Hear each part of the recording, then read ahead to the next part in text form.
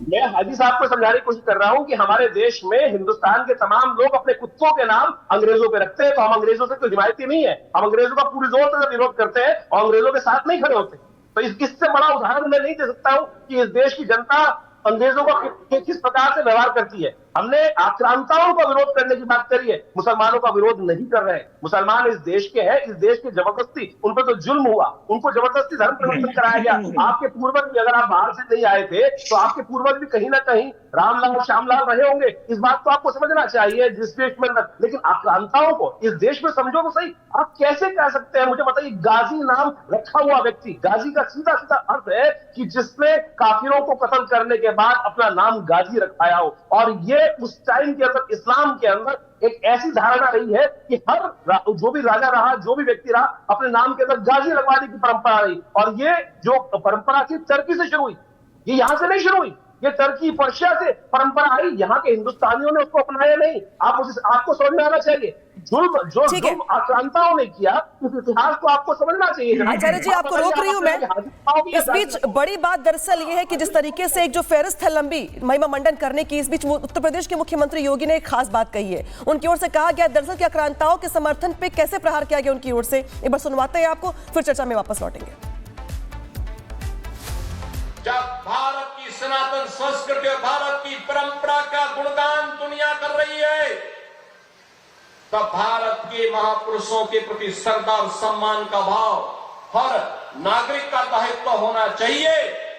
और स्थितियों में किसी भी आक्रांता को महिमा मंडन नहीं करना चाहिए। आक्रांता का महिमा मंडन का मतलब देशद्रोह की नींव को पुख्ता करना।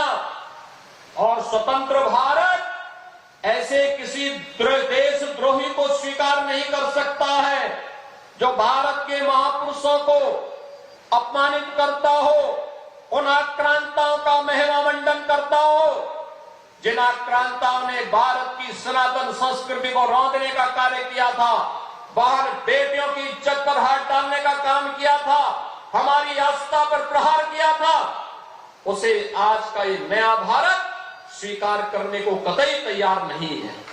और इसीलिए मैं आपके कहने के लिए आया हूं, विकास की गाथा तभी आगे बढ़ सकती है जब हम अपनी विरासत को पूरे गौरव के साथ आगे बढ़ाने का काम कर रहे हैं।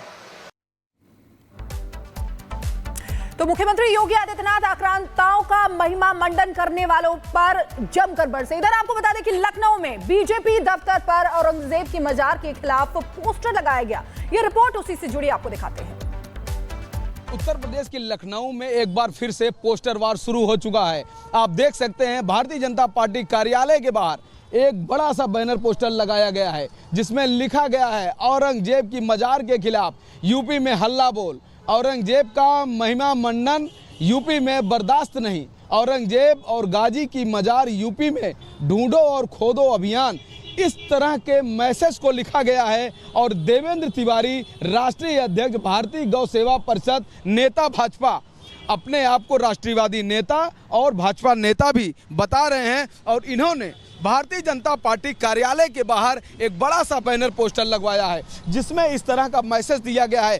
हालांकि जिस तरह से उत्तर प्रदेश में नेजा ये जो मेला लगता है उसको लेकर के जो अलग अलग शहरों से बात आई है, जिसको कराने की अनुमति यह प्रशासन नहीं दे रहा है। और मुख्यमंत्री ने भी यह बात कहा है कि जो आक्रांता रहे हैं, जिन्होंने भारत में जुर्म किया है, जिन्होंने भारतीय संस्कृति और सनातन को नष्ट किया है, जिन्होंने हजारों लाखों मंदिरों को तोड़ा है, ऐसे आक्रांताओं के महिमा मंडन यहाँ पर नहीं होगा। उनके नाम पे यहाँ पर उत्सव और मेला नहीं होगा। ऐसे में इस तरह का जो बैनर लगा है वह अब एक नया मोड़ दे रहा है। और हो सकता है कि इसके जवाब में आने वाले समय में आपको लखनऊ में एक से बढ़कर एक बैनर, पोस्टर और मैसेज देखने को मिले। वीडियो जर्नलिस्ट दीपक त्रिपाठी के साथ राघवेंद्र पांडे, रिपब्लिक भारत, लखनऊ। हाजी नाजिम साहब, मैं क्लियर इन पोस्टर्स पे ही आपसे बात करना चाहूंगी क्योंकि अब वो आवाज बुलंद हुई है कि आखिर जो अभी तक गलत होता आया है उसको अगर आप सही करने की कोशिश हो रही है तो उसमें तो आप लोगों को साथ देना चाहिए। हाँ, देखिए, जिस तरीके से ये पोस्टर की बात हो रही है तो मैं ये कहना चाहता हूँ, देखिए हम लोग भारतीय हैं और देखिए हम लोगों के जो आइडियल हैं, डॉक्टर एपीजे अब्दुल कलाम साहब है, वीर अब्दुल हमीद साहब है, भगत सिंह है, चंद्रशेखर आजाद है, ये हम हमारे लोगों के आइडियल है। तो हम इन लोगों के सिद्धांतों पर चलते हैं, क्योंकि हम गांधी जी के देश को चुना है हमारे बुजुर्गों ने। तो जिस तरीके की बात यहाँ पर देश के अंदर करी जा रही है, और जो ये इस तरीके का संगठन जो नफरत फैलाने की कोशिश कर रहे हैं, कहीं ना कहीं ये संगठनों पे बैन लगाने की सख्त जरूरत है। किन संगठनों का जिक्र आप कर रहे हैं? भारत के अंदर आप किन संगठनों का जिक्र कर रहे हैं? लोग खुलकर नाम लीजिए ना, किन संगठनों का जिक्र कर रहे हैं आप? ये वही संगठन कौन नफरत फैला रहा है? नहीं, एक मिनट, कौन नफरत फैला रहा है? की बातें करते हैं। ये देखिए, भारत सरकार की निगरानी में है जो ये संगठन जो है, पूरे देश के अंदर माहौल पैदा करने की कोशिश कर रहे हैं। कौन संगठन? नाम बताइए ना। देश के अंदर कहीं ये संगठन, कौन संगठन? हाँ सुन तो लीजिए, ये संगठन हाजी नाजिम को बताने की जरूरत नहीं, पूरे देश को पता है ये नफरती संगठन है। नहीं पता पूरे एक देश। चीज मैं कह रहा हूं, विक्रमादित्य जी आपको पता है? अगर विक्रमादित्य जी आपको पता है?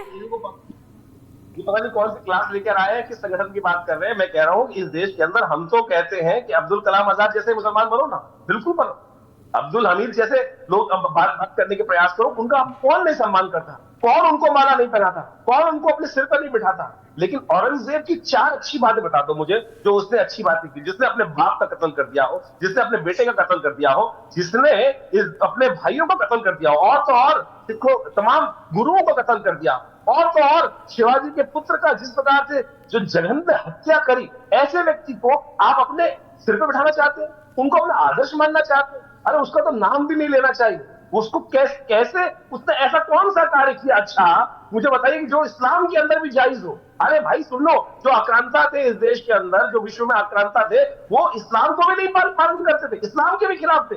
खुदा ने जो बात कही है, खुदा के अनुसार भी कार्य नहीं करते। रहम, वो रहमतुल्लाह जो खुदा है, रहम करने वाला है, जिसके बारे में कुरान लिखता है कि रहमत करने वाला है, पड़ोसी पर भी रहमत करने वाला है। अरे उन्होंने तो रहमत, इन्होंने औरंगजेब जैसे आक्रांताओं ने तो स्त्रियों के साथ क्या हाल किया, समझ में आना चाहिए आपको। उन्होंने क्या किस प्रकार से बिल्कुल आपसे जवाब लेंगे, बिल्कुल आपसे जवाब लेंगे, लेकिन एक साफ और स्पष्ट बात मुझे ये बता दीजिए और इसका जवाब दे दीजिए कि क्या ये मेला बंद होना चाहिए?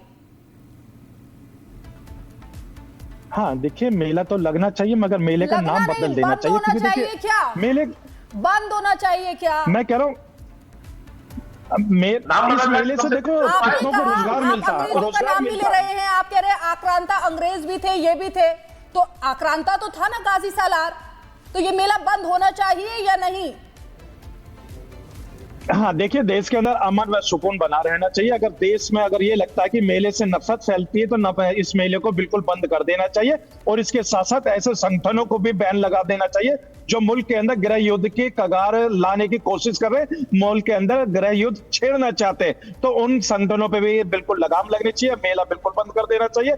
और मेला बंद करने के साथ साथ उन हिंदू भाइयों की से भी मालूम करना चाहिए जिनकी आस्था इस मेले के जरिए चलिए आपने ये माना कि मेला बंद होना चाहिए, कर लेना चाहिए। चलिए आपने ये माना कि मेला बंद होना चाहिए, और ये जो महिमा मंडन हो रहा है क्या वो भी बंद होना चाहिए? दूसरा सवाल,